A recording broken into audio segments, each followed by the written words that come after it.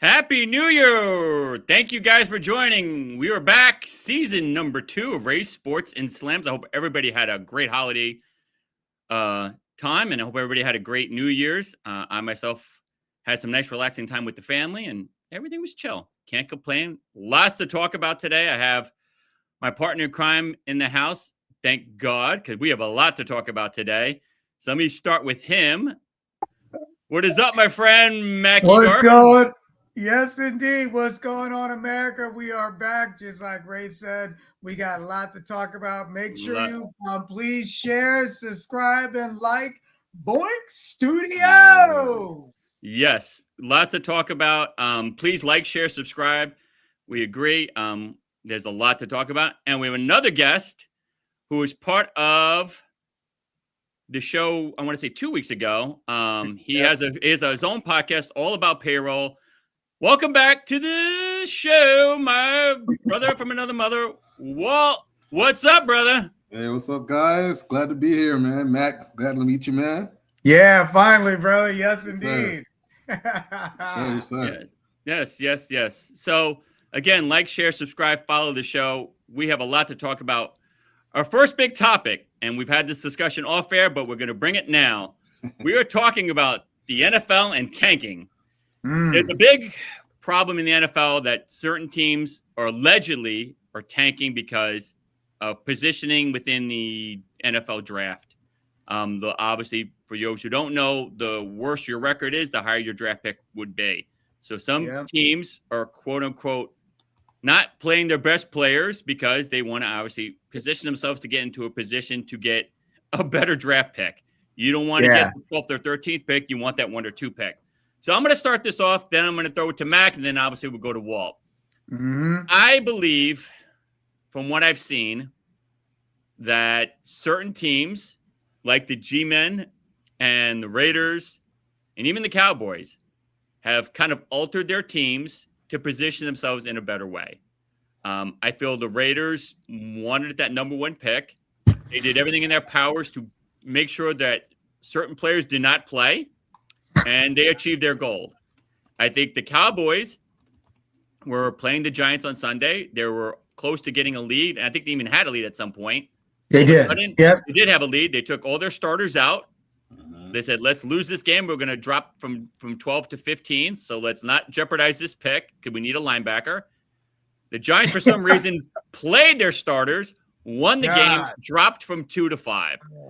So for my take is, I know people say you play your starters to the end, you try to win the games, but when it comes to a critical draft pick that you really need that's going to change your franchise, that could change the trajectory of your team, I have to admit, I think I'm not purposely telling my players to lose, but hey, maybe that backup quarterback needs to get some time in. Hey, maybe that backup tight end, that backup running back needs some playing time.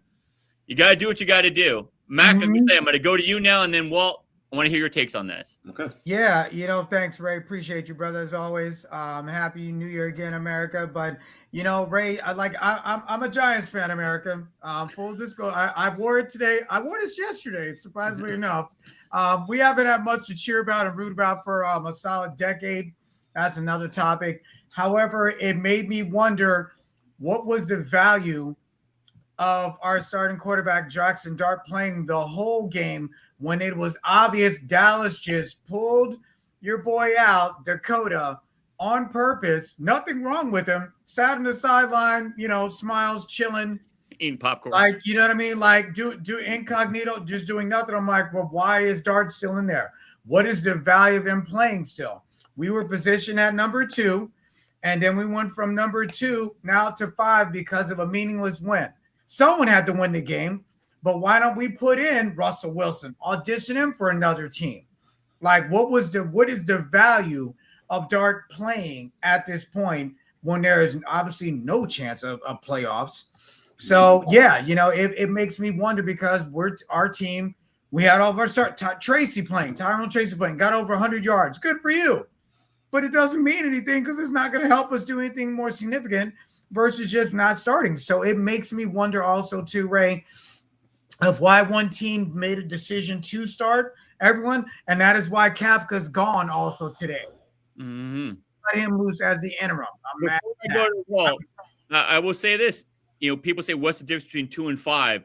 You may not need that number 2 pick because obviously a lot of people are saying the number 2 pick is going to be another quarterback. The Giants Yeah. pick a quarterback, but you could trade that pick for multiple players and gain more. There's just more value in a 2 pick versus a 5 pick. So, Walt, now again, I want to get your take on this. Yeah, brother. Look, I think that teams absolutely do tank, right? Can we openly prove it? No, we can't. Like, we can speculate. I think it happened in 2011 with the Colts, when Peyton got hurt, and then it was the Andrew Luck year. So they were like, okay, he had a good roster around him, and then they were like 2-15, 2-14 or something like that.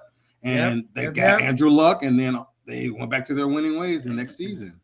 Right. Yeah. And so and everybody was saying, they tanked, whatever. It's the same thing with my team, the Dolphins. Don't laugh, America, but I do love the Dolphins still. But, wow. You didn't tell me that before, Walt.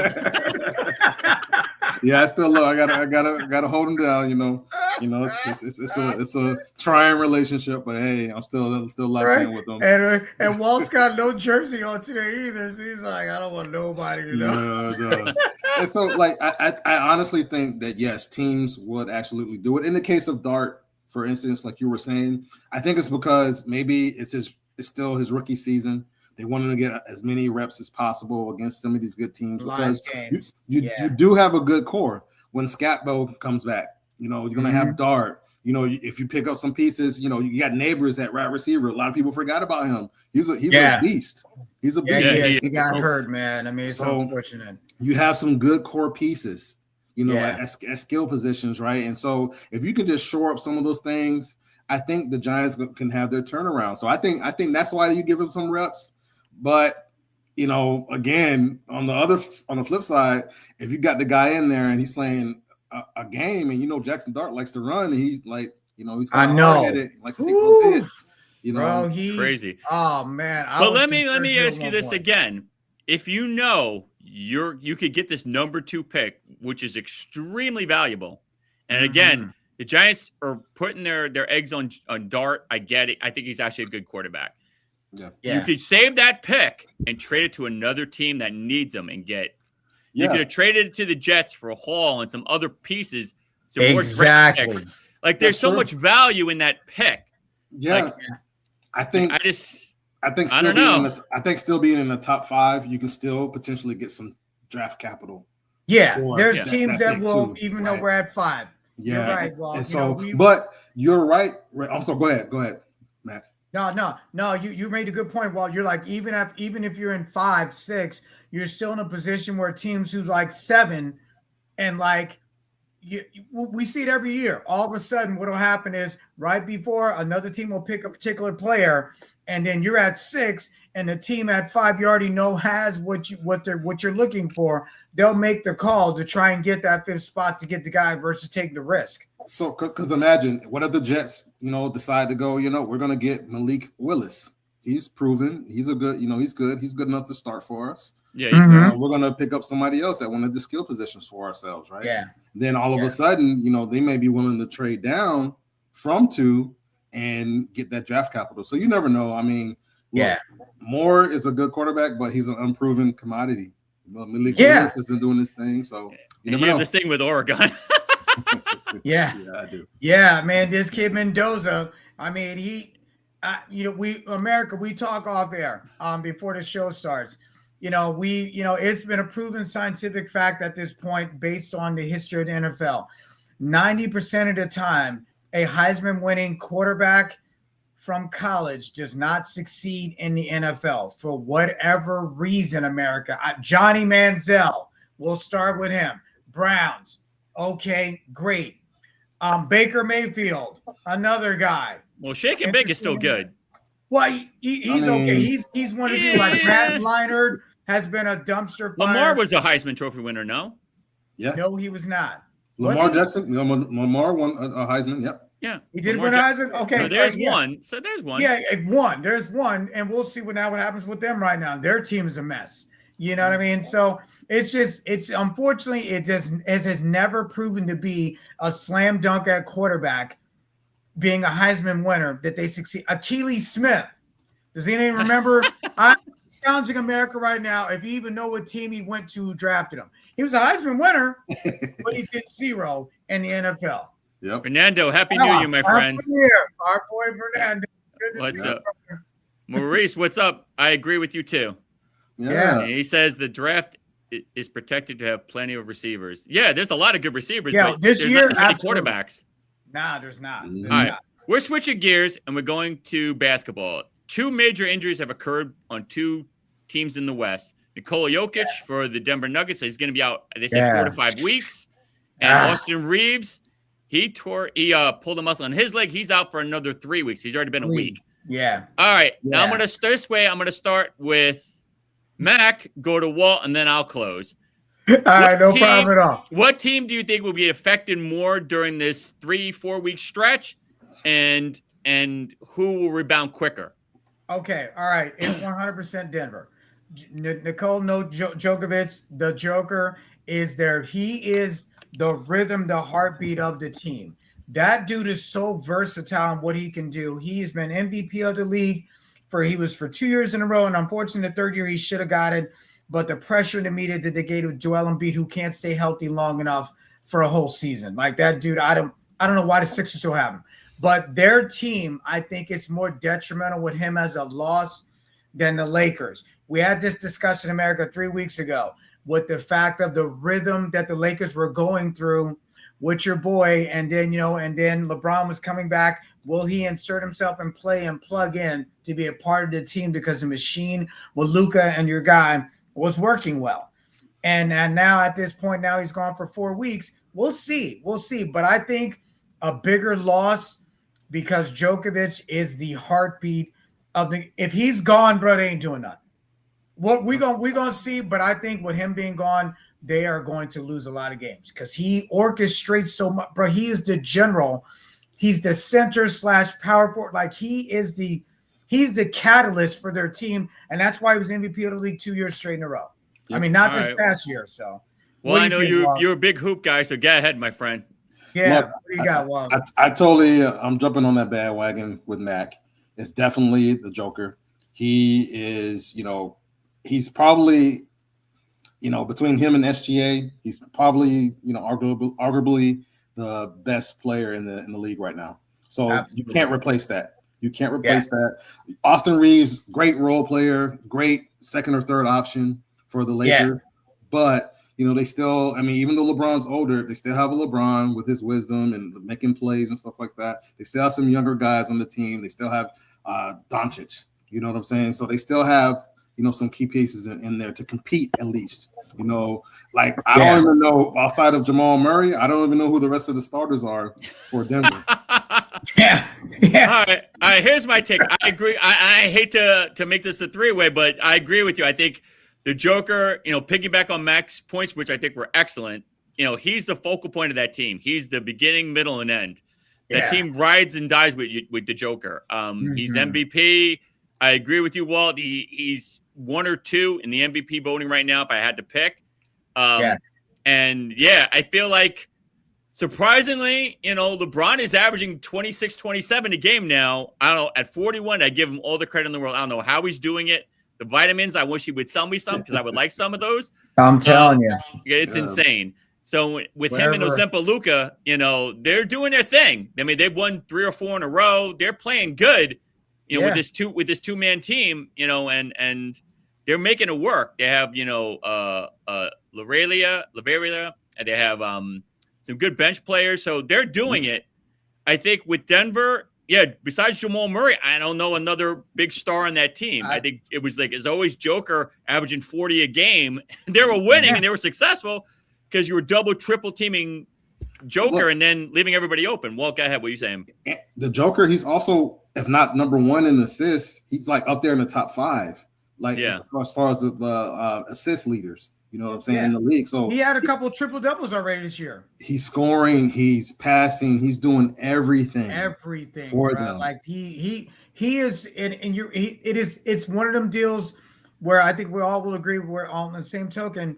like he was a player who came across seas. He played professionally from whatever program he was overseas. He came over to U.S., translated his game. A lot of people discounted Denver until he got there. They weren't nothing before he got there. Yep. And he distributes the ball like he is the floor general for their team. Everyone else are just A, B, and C and D players, bro. Like they're going to lose. Okay, there's a sports bookie thing. I'm like, if you're gonna do FanDuel, yeah, bet against Denver. You know what I mean? Yeah. Like, DraftKings bet against them because they're not gonna win without them, and they know it. That's the sad part. It's rough. Yeah. Do you think they'll make any adjustments? Because I don't even know. Honestly, I'm They not can a Denver try. Nuggets. I don't know who they could get to fill in his spot. Like the Lakers have, they've made it work because, like you said, when LeBron was out, it was him and Reeves, Luke and Reeves, and Austin Reeves was averaging 30 plus, and he can do it when he needs to. Yep. I don't know who could take Joker's spot right now. I don't think Jamal Murray is that top. I think he's a good second tier player. I don't think he's a top guy like that. I think there's a million guards out there that are a little better than Jamal Murray. Yeah. He is not, as the expression goes, him. He is not him. Like He's not. He's not. He's not. He's not. Try. And just like when SGA, with the whole situation with their team, what's the guy's name, Ray? Hardenstein. Yeah, but when he went out, we're like, are they going to fold or not? I know they lost a bunch. But they have lost some games now. They've lost some games. Yeah. They've lost some games, dude. We had this conversation, Mac, like how they're going to adjust. Hardenstein with him not playing, dude. I don't know, dude. They're getting mollywopped. They lost to Phoenix. Yeah. Maria says Spurs are the best team in the NBA right now. You know what? I can't argue with you. Really? Right now, the Spurs look good. Yeah, the Spurs look good. Back, Maria. They beat OKC twice, but no Hardenstein. So you didn't beat a fully healthy OKC team. That's a big asterisk, dude. Because Hardenstein's a starter. It's like some bench scrub is not on your team. I think it's one of those things. Like they're a good matchup for them, and during the regular season. But look, teams make adjustments. When we get to the playoffs, it's a different atmosphere. And I still think OKC right now is the best team in the league in my eyes. Yeah, I agree. That is not this. Ray is on the Spurs wagon with Maria. Full disclosure on my bro. That dude. He doesn't believe in Wemby. Tall. He is one good hit from falling apart, bro. Like Mr. Glass, bro. He there's no way he can sustain the way his frame is. It looks like he's skin and bones, bro. And I'm like, at one point, his knees are going to be a factor just because of ligament issues. Like it's his second year, or is it his second or third year now? Third, I think. Third, yeah. Is it third year? Okay, all right. So third year playing at the highest level. And I just don't think it's sustainable. Everybody, please hit that like and share button. I forgot to ask that. Please, the more likes, the more shares, the better for all of us. So please, if you can, like and share us. And Maria says Luka will get injured before the All-Star game for sure. Oh, now you're hating. Now you're hating, Maria. Oh. You know what I say to that? You know what I say to that? You know what I say to that? Listen, Ozempic Luka is working. He is working. Ozempic Luka's on fire. Last year, before he got there, I'm like, there could be a reason why, you know what I mean? Dallas let him go. We don't know the whole story. And he came in, dropped like 20 pounds, has been playing lights out. So I don't know. I don't know. I don't see it. All right, we're switching back to the pigskin, and we're going to stay in this world. The Raiders today fired Pete Carroll, longtime coach. He's had some success. I'm going to let Walt start this first, and my question to you, and then I'm going to let Mac, and then I'll close. So actually, you know what? I'm going to let Walt start. I'll go middle. I'm going to let Mac close. All right, no problem at all. Do you think that Carroll should have gotten fired considering the depth and the players he was dealing with? Or do you feel like because he has the experience, he should have made this team work and won more than, 4 games? No, 3. 3, okay. Yeah. Go ahead. Look, I think it's absolutely justifiable for Carroll to be out of there. This is – when's the last time he's coached before this? Right? He was with the Hawks. He was with the Hawks 2 seasons ago. Then, look, they let him go. Like, I think Carroll, I'm sure he has a passion for the game, a love for the game, but I think they need somebody not to be an ageist here, but I think they need somebody younger, somebody with a more sharp, a little bit more sharp, more creativity, and build this roster up because you have some weapons. You had a weapon in Jacoby Myers at right receiver. I'm saying he's the top tier guy, but you have Bowers, you have Myers. I think is his name Myers as well. Myers. Yeah. You have two solid tight ends. You just got this Genty, from Boise State. Austin Genty, yeah. You have some pieces to build around. I think you need the right coach and a quarterback. I mean, Gino. Okay. I mean, for what? I'm sorry to intervene. But Gino's with Seattle last year, and they played well. Like he had a resurgence as a career. They moved the franchise over to, so I guess they needed I think they needed a splash as far as moving the team. With Carroll's a hire. We got Gentry, which was a great pick. They got Gino. It looked like they excited the fan base with them coming over to now we're to Vegas Raiders versus LA. I think it might have been optics too, but it looked like they had the cachet to have the fan base excited, but it didn't work. All right, here's my take on this. I think Pete Carroll, he's had some success. Yeah, he didn't have success in Seattle, but he's had success. I think he's a good coach. I feel like besides Bowers, who else did he have? He didn't have any weapons. Geno Smith, from my eyes, is not the greatest quarterback out there. No, he's not. I feel like you should have given Carroll at least another year.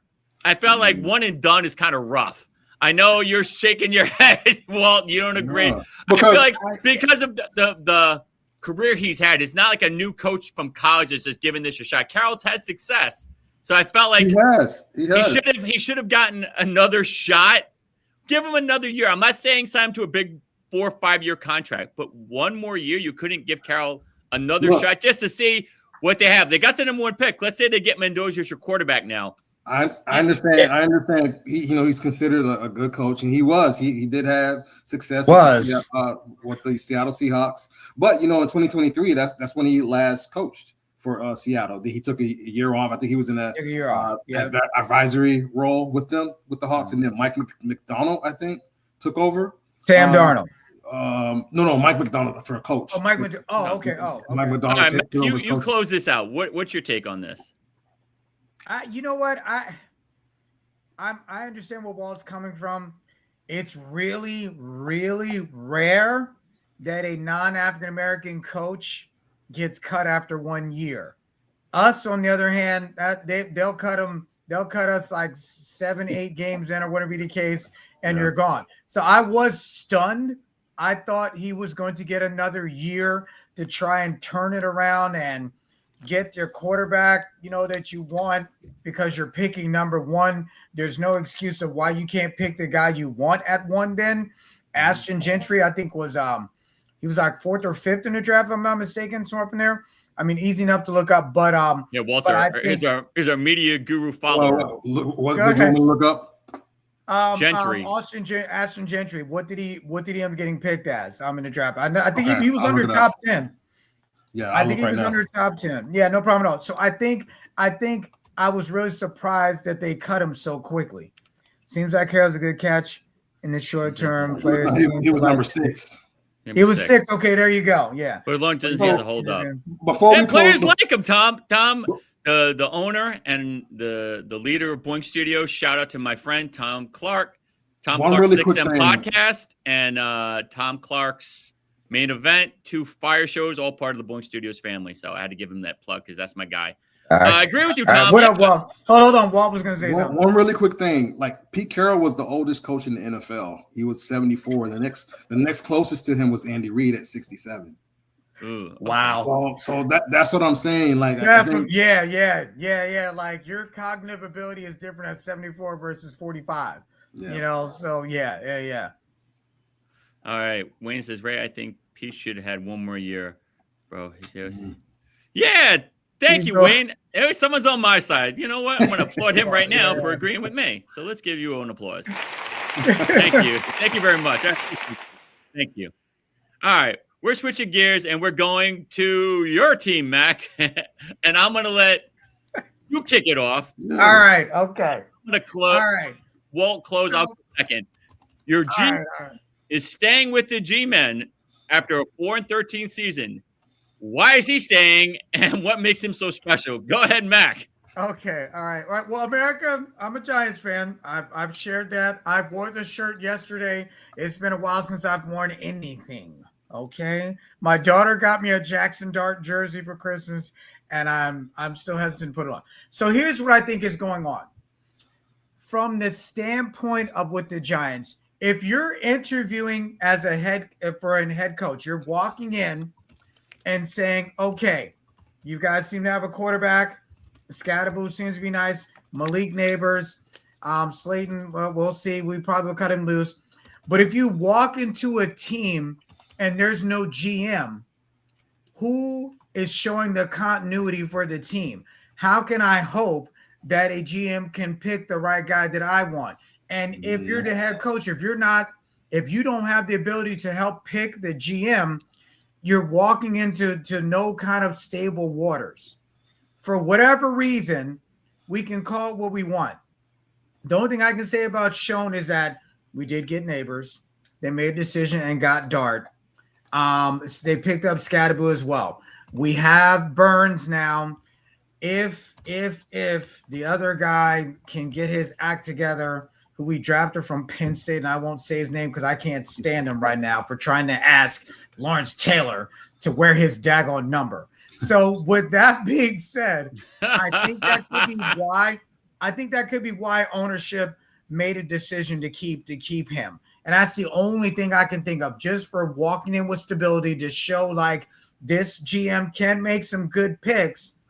It just didn't all come together like they wanted to. And I'll say his name, Abdul Carter, who's a bum in my mind. But right. I'm thinking that could be why. All right, here's my take. I don't like it, but I understand why. I feel if you're going to clean house, you're cleaning the entire house. I'm not cleaning the kitchen and the living room and leaving the dining room dirty. I say, you know what? Let me clean everything. If we're doing a Sunday cleaning, I'm not leaving a room unclean. Mac, you can relate to this. Walt, you can relate to this. If you're doing a cleaning in your crib, you're not saying, you know what? I'll leave the bathroom dirty. I'm just going to clean my bedroom and the kitchen and let the bathroom just be all funky. No, your team is a train wreck. Your GM made some good moves, but at the end of the day, let's start fresh. Let's start completely fresh.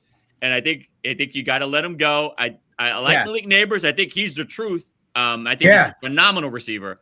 Absolutely. I just feel he hasn't did enough that he should stay. If you're going to fire your coach, why are you hired? Why are you keeping this GM? So I am against it. I think, like I said, you're going to clean house. You're not going to leave parts there. So, Walt, you're the closer. You're Manuel Rivera. Close it. Let's go. All right. I don't know if you guys are going to like me after this, but look, I'm going against the grain here. Like, I'm looking at, not as a football fan, but as a business. Right? Yeah. Okay. And if you look at the grades that they've been given over the last like 3 or 4 seasons, right? They've progressively gotten better, right? I think in 2022 they were like a C minus or C. C minus, bro. 2023 they were like a C to B minus, and then I think they went to B plus, and then last year they were rated an A, right? So if your GM has drafted progressively better each year, I think that falls on the coach, right? But wins better. matter though, bro. Wins, like you. I agree. You're a great GM, but if you're not winning, it's a justifiable event. Like you draft. So he's giving the GM the coach the tools. He just doesn't know how to use them. It could be a philosophy thing. It could be like getting the right coaches in there. Teaching these players to do the right techniques and stuff like that. It could be, but I'm just on that boat, right? If this guy's doing a good job from his position and giving the guys the tools. Now look, this may be his last year. Okay. Oh, it is. Oh, okay. Last year. But it better be. It has to be. I'll eat my hat. There you go. With salt and pepper on it. Yum, yum, yum, yum, yum. This is tasty. All right. We're going to switch another firing. Coach Morris, after an 8-9 season with the Falcons, I think they had won like 3 in a row. Yeah. I'm a little surprised at it. I'm going to start this. I'm going to let Mack go second, and then I'm going to let Walt go second. I'm going to let Mack close it. All right, no Here's problem. what I think Morris did a decent job. I think they won 3 in a row. He ended on a good note. I don't know why they let this guy go. I don't think he's a bad coach. Concerning, these African-American coaches get cut for sneezing the wrong way. I'm telling you. I think it's a shame. I think he did a bad job. He didn't have amazing talent on his team. So to go 8-9 with that talent, I'm impressed with it. So I think it was a little too premature. So Walt, what do you got?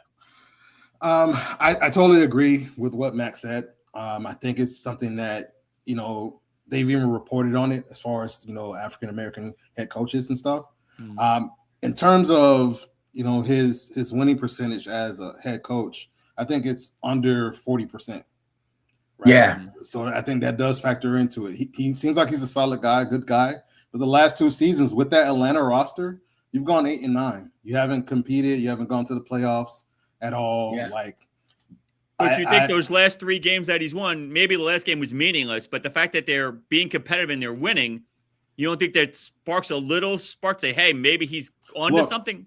If I was, Arthur Blank and I was, in charge of that, I would have given Raheem Morris another shot. Like, hey, we have the tools. He has some beast. He has some Lamborghinis in the garage. That's right. We get to our car analogies. I'm waiting. And so like I think when you have Robinson at and Algier, you have 2 great running backs. You have London at receiver. You have Pitts, who's he's kind of whatever. But you have these guys that are like beasts, and you don't ever compete or make it to the playoffs. I think that does say something. All right, Mac, you close it down. Yeah, you know what? I'm gonna be on the wagon with Walt here. I think I think the situation is this. He's been there for 3 seasons. And okay, first season you're walking in to fix it because obviously you're the coach because your team is bad. You don't get another coach because your team's winning. So the first season, and then last year they went with Penix Jr., but the confusion was that in the offseason that they got what's my man saying, the quarterback? Cousins. Yeah, Kirk Cousins. I'm like, but you paid him. You paid him. Like, who is running this ship? And then you draft Penix Jr. with your first pick. I'm like, what? Who's starting? Like, what's going on? I think that's where the conundrum came. And then this season, Penix gets hurt. They, of course, the beating of the drum put Penix. And the beginning of the season, Kirk Cousins did okay, and they succumbed to the pressure, and they started him. Then he got hurt, and then Cousins came back in, and they won the last 3 games. So the real question is going to be now, what are they going to do next year? Exactly. That's going to be the real question. Like, is Penix going to be the guy? You're still paying Cousins. Like, they're going to be a very bad situation, whoever the new coach and GM is. I think the GM, because of this decision that they made in the offseason, that they picked up Cousins and paid him and then drafted a QB already, I think was the end for them as ownership. Ownership had to sign off on it.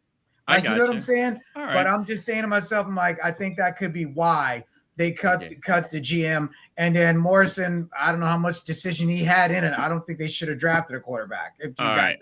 We're switching gears, and we're going to the Myles Garrett sack record. For those who don't know, Myles Garrett broke the sack record with 23 sacks. He did it in another extra game, so there is a small little asterisk on this. We've had this conversation. I'm going to let Max start this. I'll let Walt go second, and I'm going to close this. Mac, do you think this record is valid, and do you consider Myles Garrett the sack king of the NFL? Okay, so America, they asked Michael Strahan, who currently had the record 22.5. Okay, mind you, there's another player named T.J. Watt who broke the record. I think 2 seasons ago. Well, tied with 22.5 also too. So they asked Strahan, "Hey, what do you think?" And his answer was, "Well, I did it playing 16 games, and we all know, I think personally, that Favre just laid down and he touched him, and it counted as a half a sack, not a whole sack. So call that what you want to call that. That was the comment that Strahan put up. Now, I got numbers to back up my next statement. I think here we go. I think Garrett flat out is the all-time because of one reason only. The attempts that you had at the opportunity to sack the quarterback. Myles Garrett had 437 attempts, and he got to 23. TJ Watt had 616 attempts to get to 22 and a half. And Michael Strahan had 567 attempts to get to 22 and a half. Now, let's add it up. Myles Garrett was over 100 attempts less than Strahan to get to sacking 23 times in a season. America, you do the math. The math is mathing. This man had less attempts and got the record, and it took Strahan more. Even though it was less games, it is the attempts to get that record, and that's where I stand. All right, Walt, go ahead.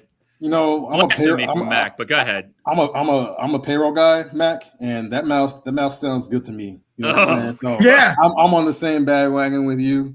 I think sir. that, you know, we do have to factor that in the number of attempts. I understand there was an extra game, but, you know, Myles Garrett is very deserving of that. He did the work to get it done, and he's that much of a beast that it took him 100 attempts, over 100 attempts less to break that record. So I think you're absolutely spot on. I think you're both crazy. It was 18 games versus 17, and he had less attempts because maybe he wasn't getting double and triple teamed. Like always gets double or triple teamed. No, he doesn't. He was all season. No, he wasn't. No, he wasn't. Yes, he I think JJ Watt did it in less games. Have the numbers to prove it. I want to see the film where he's double and tripled every play. Watt, when he was playing, double, triple teamed every single play. You're the math guy, Walt.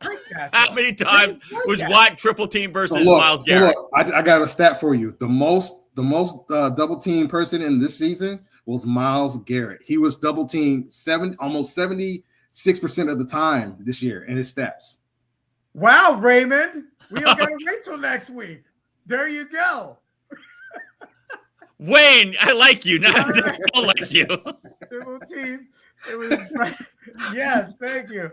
Oh God. No, I'm not hating. Ray is hating. Thank you, Maria. No, thank you, Maria. Ray's fucking facts. You guys is on the Myles Garrett bandwagon. You both are probably on his payroll. I don't understand this, but whatever, dude. 18 is you're a math guy. You're a payroll guy. What would you rather have, $17 or $18? I'd rather have, you know. You'd rather have 18, right?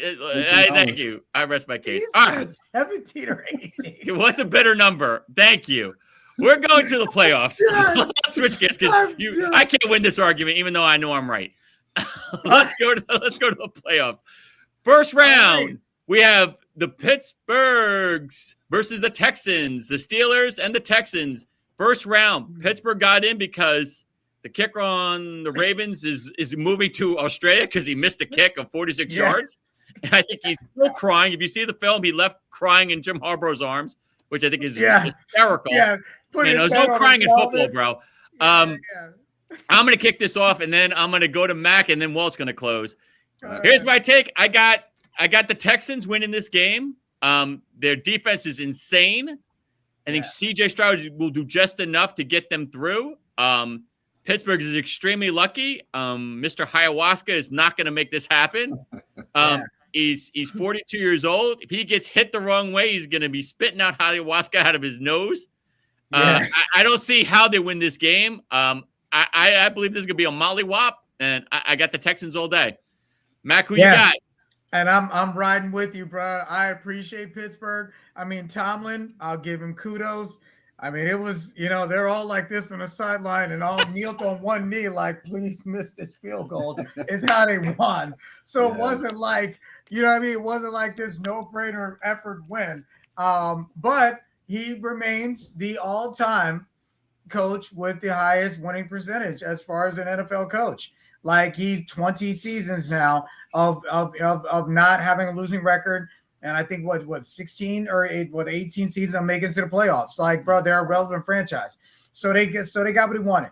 And then everyone will also complain and say, Like one of my best friends named Keith Boykin. He's a diehard Steelers fan. Not Steelers, Steelers, according to him. And he will get up and say, we should have cut Tomlinson 2 years ago. I'm like, but bro, your franchise knows winning. At least you're in the playoffs. Yeah. And I'm like, bro, how about be a Giants fan? We've been dog years and waiting for a good season for at least 5 or 6 wins for 10 years. I'm like, I said, you guys at least are a relevant franchise. He always buys the jerseys because you're winning. You're in the playoffs. You know what I'm saying? So I think the Texans are going to win. I think it's over for Pittsburgh. All right. Well, you're closing. Let's go, Mariano Rivera. Look, I agree with you guys. Keep it short and sweet. The Texans are a tough matchup for Pittsburgh. And I think that, the defense, even if CJ Stroud in the offense doesn't do much, that they're going to ride that defense, oh my gosh, as much as they can. Mm-hmm. All right. Yeah. I agree. We got some comments in the house. One player, DK Metcalf. Is he allowed to play? Yes. That was 2 games is up. He's playing. Right. He's one guy, Wayne. I like DK Metcalf, but dude, that's and their answer of why they lost, that week he was gone because he wasn't there. I'm like, bro, there's how many other guys on the roster?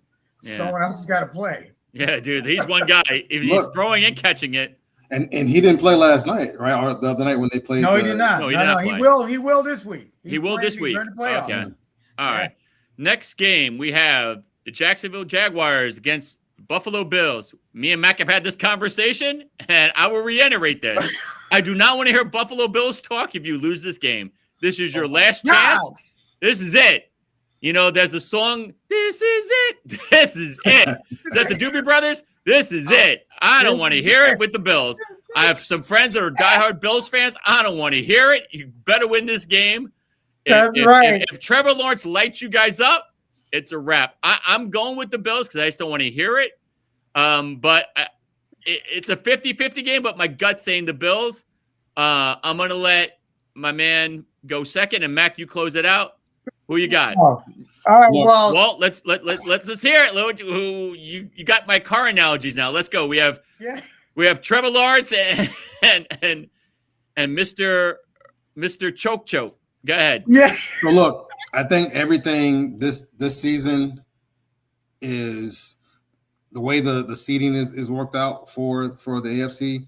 I think everything is tailor-made for the Buffalo Bills to succeed this season and to go deep into the playoffs. Right? Do I think this is going to be an easy game?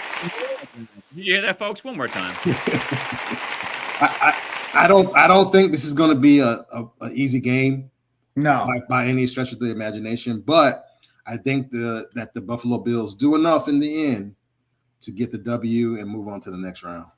All right, Mac, you closing it out. Who you got? And listen. I'm gonna go Hall & Oates. I can't go for that if they lose. I like it. Another song analogy. Bro, I can't go. No can do. Yeah. I wouldn't hear nothing from any Bills fan. I only know 2. I know 2 Bills fans. I didn't see him this past Sunday either. I meant to talk to him. But if they don't listen, the Ravens are out. Kansas City is out. That's been the excuse for Buffalo fans for the last 3 seasons because they made it to the Hold up, Mac. Hold up. What's up? Okay. There you go. Like if they don't listen, I think the Jags are just happy to be around. Like, bro, like they, you know what I'm saying? Like they got a hat that they can wear that says South Champion. Good for you. Like, you know what I'm saying? Like you can wear the hat, go get the t-shirt online, go to the Jags website, you can go get one too, America. So I'm just saying to myself at this point, if the Bills don't, I will walk from here to Timbuktu. We will say it out loud. So, Walt, just so you know, me and Ray, like 3 weeks ago, we will never, ever talk about the Bills on this show. If you mention the B word, we're going to you're deleted. I will not read your comments. We will not read your comments. We will not read your excuses. I don't want to hear it. This is it. Talk about the Bills like we were robbed. No, you weren't. Oh my gosh. No reason why you on this show, on Sports and Slams, if you bring up the Bills and they lose, your comment will not be read. You will be deleted. I don't want to hear it. Yeah, I don't want to hear it. All right. They better win. Next round, we have the Carolina Panthers, who squeaked by, got in, against the Juggernaut Rams. I'm going to let Matt kick this off, and then Walt, and then I'll close. Who do you got and why? All right. This is a no-brainer. The Panthers are just like the Jags. They're happy they won. Listen, the fact that another team lost yesterday, and they did lose, and you seen at the Falcons game, you seen Panthers fans high-fiving each other like, we got the title. We got this. I'm like, wow. So they're happy to be there. And again, like they're another situation where America, you can go online and get the AFC Championship. I love this guy. Get the hat and the shirt worn by the players, like as they did with logos for these NFC championships. But I think the Rams. If the Rams lose, bro, I will be stunned, bewildered, and flabbergasted. Me and Ray have had this talk in America. In the NFC, these guys are in the playoffs with an 8-9 record. You can't do that, Rams. Yep. It's unbelievable of how bad. Like, why are you excited? The Rams are going to win. All right. Well, close it out. What you got? Look, I think that the Rams are going to win, but I think they're going to play a motivated Panthers team, right? Because the Rams are going to be fully healthy. And remember, the Panthers beat them during the regular season already once. That is true. You know what I'm saying? The Panthers won 31 or 30-27, something like that. Yeah, it was a close game. Yeah, it was a close game. It's a field goal. Yep. I think that, McVay and the team, I think they're going to, ensure that doesn't happen this time. But I think the Panthers defense does keep it competitive for a little bit. And I think in the second half, we'll see the Rams start to pull away from them. Wasn't Devontae Adams not playing in that game? No, he was in that game. They're fully loaded. All right, so then hey, I give them their due, but I don't see this. All right. The next game, we have the Philadelphia Eagles against the 49ers. Two juggernauts. I have fans of both. Both make me nauseous. I'm going to let Matt kick this off. And I will let Walt, a.k.a. Mariano Rivera, close. Mac, who do you got and why? You know what? Walt, go first, and I got to think, bro. All right. You go first. I'll go second. I'll let Matt close. You have two great powerhouse teams. One is a Lamborghini. One is a Maserati. All right. The Eagles will be in the Maserati, right? And I know that the Maserati's kind of been in the shop this year. It's got some dings, been some accidents and stuff like that. But is it a new one or an old one? It's an old one. It's an old one. It's an old Maserati. But look, the Eagles are gonna beat the 49ers in this playoff game, and I don't think it's gonna be close. Why do you say? What's your rationale behind it? We forget that the Eagles are still reigning Super Bowl champs. You know what I'm saying? And then they're one of the top seeds in the NFL this year. Yes, they've gone through their different things and stuff like that, but this is a very capable Eagles team. Okay. All right. I'm gonna go with man. You know what? I'm gonna go. There's folks. I have fans of both. They both make me sick. I know. I'm gonna go Eagles because I cannot hear any more of that Niners bang bang gang crap. That's annoying. Oh my God. So I'd rather hear cry Eagles cry and fly Eagles, all that nonsense, than this gang bang bang playing stuff. So if you're telling me what tastes worse, I'm gonna say the Eagles are a little less disgusting. So I'm gonna say the Eagles. I think Purdy, not Purdy. I think he's so overrated. I feel like their defense bails him out. He's got Christian McCaffrey, who's I think he's not even a human being. I think he's a robot. The way they ran the mess out of him. Boy. They ran him into the ground. McCaffrey does not go off. I think the Eagles will fly through this. It's gonna be a close game, but I think they're gonna win. All right, Mac, you're the Rivera. Right, you got to close. No problem at all. All right, so my boy Wayne, he'll tell you another story. It's going to happen like it always does. Oh God, here we go. This is so shall be done. Oh God. All right, I knew he was going to chime in. I agree. I don't want to root for either one, Eric. And thank you for watching. I appreciate you. Where's Maria and Fernando at? I need to hear from y'all too. So here's the thing, America. It's going to be this is going to be a close game. It's just may even go into overtime, bro. And it's going to come down to who's got the ball last. I think Like if the Eagles don't, I mean, the issue all season has been this. When are you gonna let the Eagles soar? Like the offensive coordinator is holding them back. There's been once or twice this season where Jalen looks completely just frustrated, whatever be the case. And Jeffrey Lurie, as an owner, needs to call into the office. He needs to bring Sirianni into the office. You might as well go get, your GM to have a talk and your offensive coordinator and say, why are we struggling? Why are we are the NFC Super Bowl. We are the defending Super Bowl champions, and we look like trash at times. Why are we not running the rock and letting this man throw this damn ball down the field? They've got 2 number 1 wide receivers, 2 guys, and we are struggling on offense. I don't understand it, but they let her, as expression goes, let the peacock fly, but in this case, let the eagles soar on wings. It is in scriptures, gentlemen. They will soar on wings like eagles. I'm surprised you didn't put it in there So you're going Eagles. So it's the 3 of us in consensus. We're all saying Eagles. All right. I mean, I don't know. Fernando says the Bang Bang has the momentum right now at this time. I mean, yeah, they're playing better. They're playing better than the Eagles. So I agree with you 100%. Yeah. Wayne, where you at? Maria. Yeah, what do you got? Who do you got? All right. Our last game is the big one. And I'm going to let Matt go first on this one because I know you have a lot to say. We have the Bears against the Packers. They played twice this year, both very, very competitive games. I will say, in my eyes, probably the best game of the year. Who do you think is going to win this one and why? Mac, you got it. And I'll go second, and I'm going to let Walt be the Rivera. All right, no problem at all. So here's the thing, America. Last week, of course, my future son-in-law, Roman Best, if you ask him, you always save the best for last. Well, this is it. They better show up.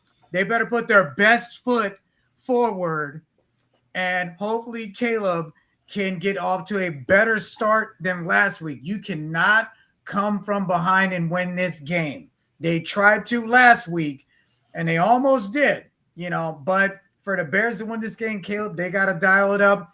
They have to have a better presence early in the game because I think the Packers have the ability to win. And Jordan Love is playing, America. He's playing this week. I don't care what everyone else says. This is it. This is it, the Doobie Brothers. Because if he doesn't, bro, then it's a wrap. Because I do believe Caleb is going to come out on fire. They got to win this game. So I'm going to go with the Bears with the win. And the Packers. Will it be close or will it be a This is, you know what? I think it's gonna be the same deal. Who's got the ball last? Just like last week with the Bears, they marched down the field and they couldn't punch in to get the win. You know what I mean? So yeah. Okay. I think the Bears gonna win. All right, I'm gonna go with the Bears. I like Jordan Love. Bears. I like Jordan Love, but copying off Walt, I think Jordan Love is like a nice, fully loaded Camry, and I think Caleb Williams. Okay. I think Caleb Williams is a fully loaded Honda Accord. He's a little better. I think he's a little better. I think their offense is a little better, and I think the Honda Accord is a 2026, and I think the Camry's a 2023.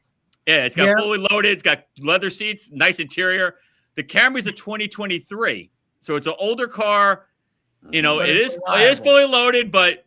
Yeah, I'm going with the Bears. I feel like, this is their time, and I think their defense will hold up. And I'm not a Jordan Love guy, so I'm going to go with the Bears. So, Walt, let's go. Looks like we're all on the same page here. Even though I want to go be nostalgic and, say the Green Bay Packers are going to go in and do their thing, they've just been pretty beat up, in my opinion, right? They lost, they lost. What's the guy on defense that they lost?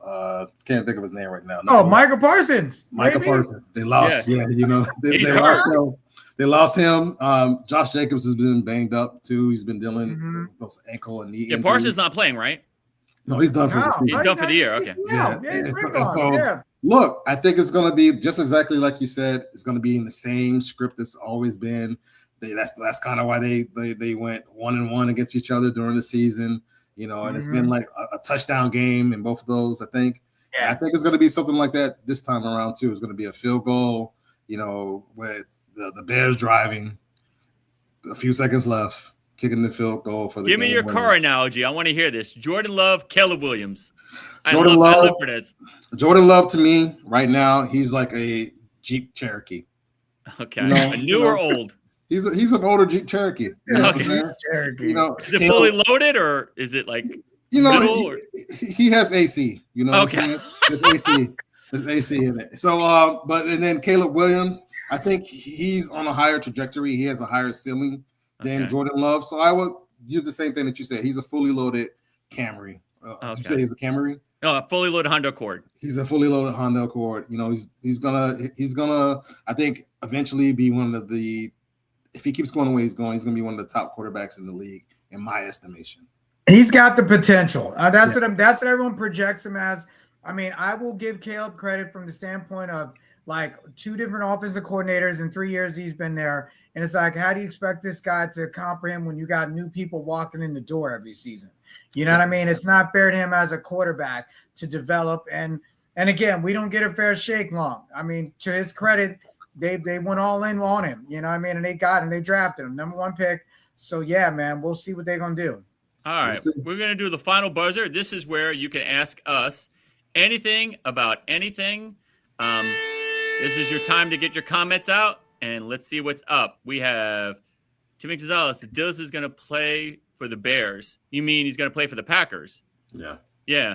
I think Trayvon Diggs is not going to help you. He gets smoked. He gets beat this year like somebody stole money from him. So I don't think he's going to help you. Who are we talking about? Trayvon Diggs is going to – the Cowboys cut him and the Packers picked him up. Okay. All right. Okay, I didn't know that. I agree. So, do you think he's going to help them? Do you think Trayvon Diggs is going to help the Packers? Well, no, they're Bears. Tim says he went to the Bears. No, he's on the Packers. He's on the Packers. So he's on the Packers. Okay, all right. Was another gift to the Packers from Jerry Jones. I meant Packers. Okay, all right. What position does he play? I don't even know this dude is. Corner. Yeah. He got old real quick. They need all the help they can get. It's gonna be all, because if Jordan Love is not playing, then this is going to be a very, very sad situation for them. But I do believe Jordan's playing, bro. Like, there's no way he's not going to be cleared medically for this game unless he's on crutches on the sideline. Jordan Love is the dominant receiver. He's not ready. Oh my god! Oh my god! My man said Caleb is like a 2007 he thought Pathfinder. Yep. Yes, Wayne. Yes. You know what? I am going to applaud that. I like that. I like that. Yeah, boxing buddies. All right, we have a really good question, Fernando. I love this question. This will be the question of the night. Floyd or Sugar Ray? I love both of these guys. Oh, ooh, that's tough. Start this off, and then I'm going to let you two take. Go ahead. Oh man, I got to go Floyd money.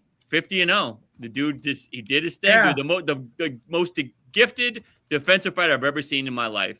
He's that dude. Who you got, Mac? I'm with you, man. The record speaks for itself. I mean, I appreciate Sugar Ray way back when, but wins are wins, losses are losses, bro. And he had the nerve to come out of retirement like 4 or 5 years ago and got beat up and wonder why he didn't win. So I don't know why he did that unless he was broke or whatever be the case. But yeah, Floyd Mayweather all day. If you had both fighters in their prime, I think I would have to go with Sugar Ray on this one. Woo!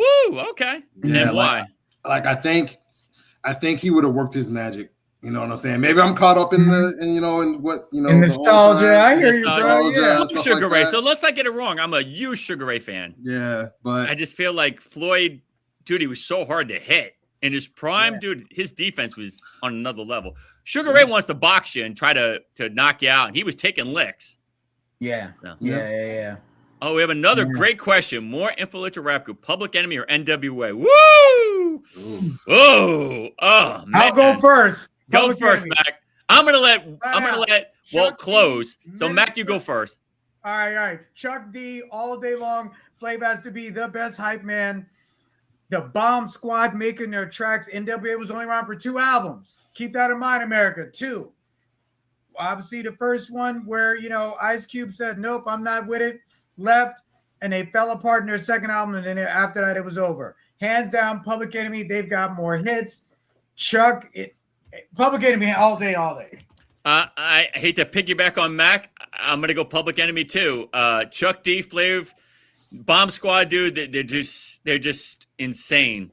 I love NWA, dude, but, Public Enemy, dude, 2 albums, and the hits were there, hit after hit after hit. Can't trust it. We could go on and on.